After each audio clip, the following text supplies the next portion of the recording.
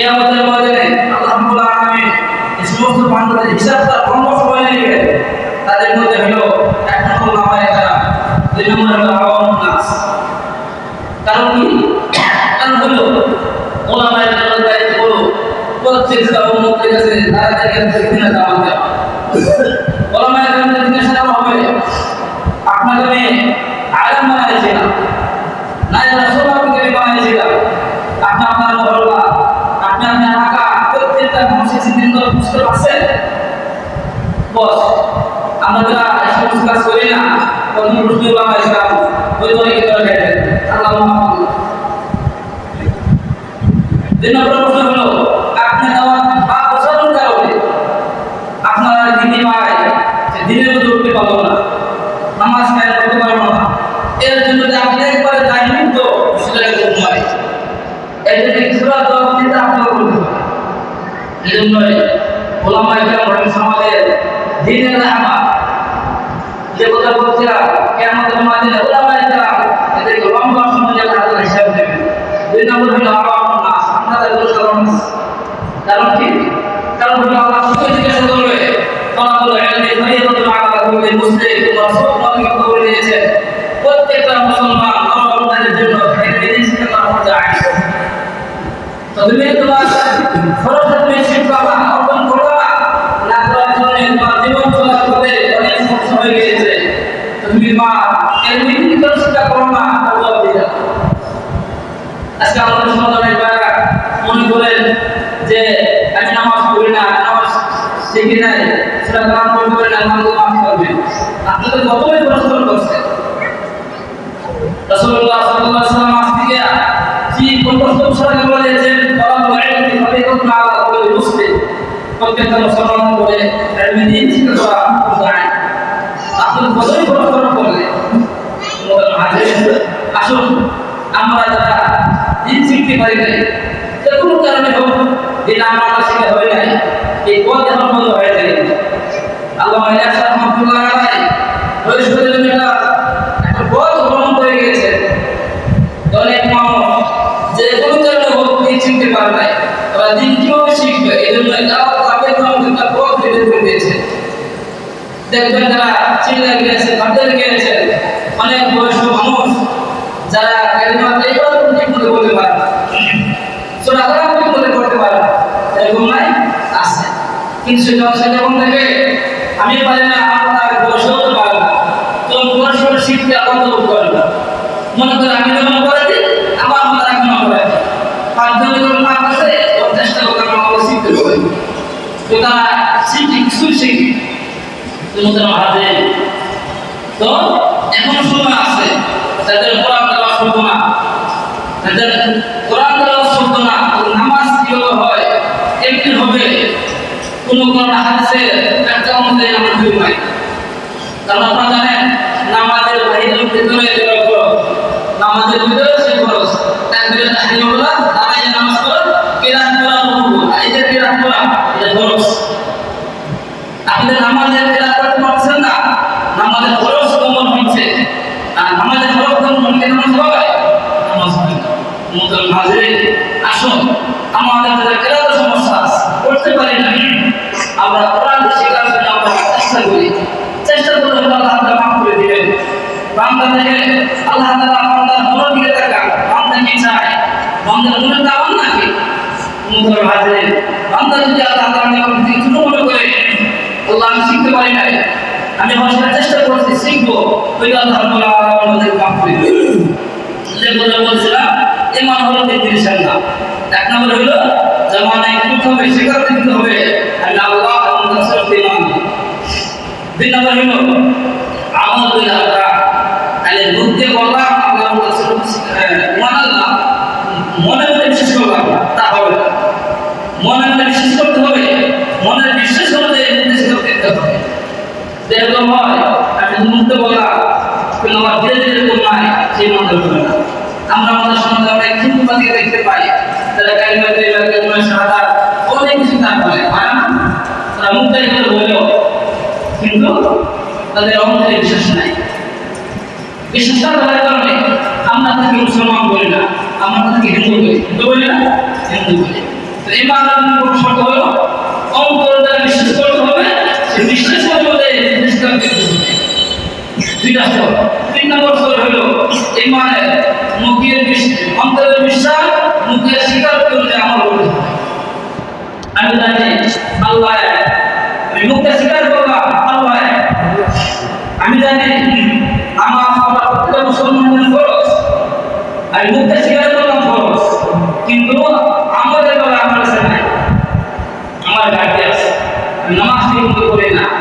আমি মুখে স্বীকার করলাম ফরজ, আমি মুখে স্বীকার করলাম যাকাত ফরজ, আমি মুখে স্বীকার করলাম নামাজ ফরজ, কিন্তু আমার দৃঢ় বিশ্বাস আছে আমাদের বেলা আমার মধ্যে নাই, ঘাটতি আছে। তো সকল ট্রাই করা আকীদার বিষয়ে বলা হয় তার ইমানের ঘাটতি আছে। তোমাদের মাঝে এই যে দুনিয়া পবিত্র হওয়ার প্রশ্ন করতে আল্লাহ বলছেন যে তোমরা আমি আল্লাহর প্রতি ইমানটা তিনটা কিন্তু স্বীকার করা আমরা বিশ্বাস করে আছেন যে আমল করবো। আমরা যদি তিনটা বিষয়টা আলোচনা করি আমাদের সমাজে অনেক মানুষ তাদেরকে ইমানদার বলে হয়ে যায়, কথা হতে শব্দ হয়ে গিয়েছে সমাজের মধ্যে।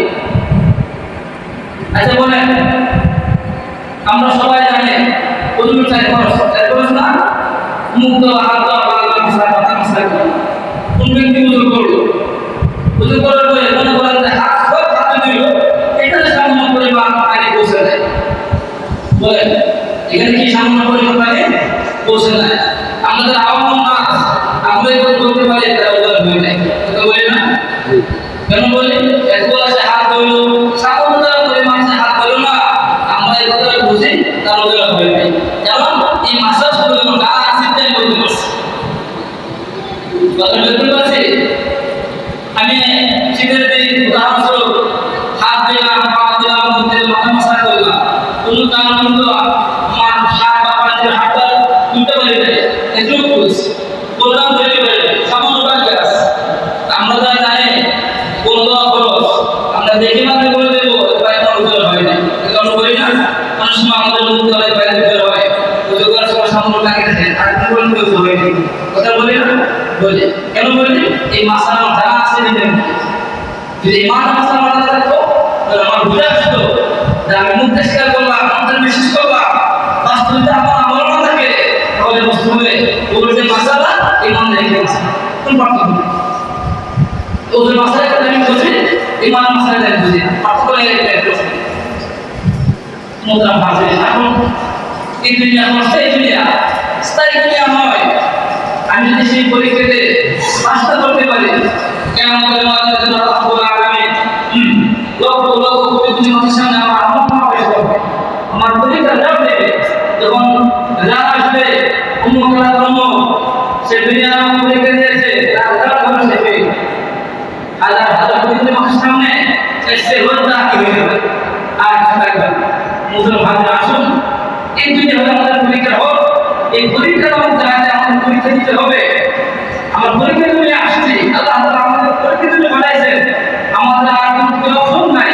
সুতরাং আল্লাহ যে প্রশ্ন করতে আমি আমার যে কোরআন অনুযায়ী চিন্তা করতে হবে, না করলে কেমন আমাদের আল্লাহর জীবনের সামনে আমার আমল আসবে, আমার আযাব আসবে, আমি পরীক্ষা দেব। মোতারাম হাজির, এটা হলো প্রথম প্রশ্নের প্রথমটা। 2 নম্বর প্রশ্ন হলো আল্লাহ রাব্বুল আলামিন কোরআনুল কারীমে যে সেটা আল্লাহ নাম বলতে বলেছেন, আকিমুস সালাত, আকিমুস সালাত, আকিমুস সালাত। আল্লাহ বলেন হে বান্দা নামাজ কায়েম করো, নামাজ কায়েম করো, নামাজ কায়েম করো। এরকম আল্লাহ তাআলা কোরআনুল কারীমে বিরাশি বার আল্লাহ বলেছেন। মোতারাম হাজির, আল্লাহ তাআলা একবার বলেই পারতেন, সেটা আল্লাহ তাআলা বান্দাকে থাকতে দেওয়ার জন্য, বোঝানোর জন্য বারবার আল্লাহ বলছেন, বলতে বিরাশি বার আল্লাহ বলছেন আকিমুস সালাত, আকিমুস যাকাত। হে আমার বান্দা নামাজ কায়েম করো, যাকাত দাও। আল্লাহ তাআলা আমাকে দুনিয়াতে প্রশ্ন দিলেন, এই হলো প্রশ্ন, নামাজ পড়া, নামাজ তোমাদের পড়তে হবে। আমি যদি নামাজ পড়ি তাহলে আমার মায়ের কাছে করে কি নামাজ পড়লাম, আমি যদি নামাজ না পড়ি তাহলে আমার নামাজটা কি দিবে? মোতারাম হাজির, এই দুনিয়া আমার পরীক্ষাতে আমার শুধু প্রশ্ন হয়েছে একটা প্রশ্ন হলো নামাজ। আমরা যারা নামাজ পড়ি না, আলহামদুলিল্লাহ আমাদের সমাজে 50% চাই তো নামাজ আলহামদুলিল্লাহ পাঁচ জামাতে হয়, কিন্তু ফজর নামাজের ক্ষেত্রে দুঃখ লাগে, অন্তর খারাপও লাগে।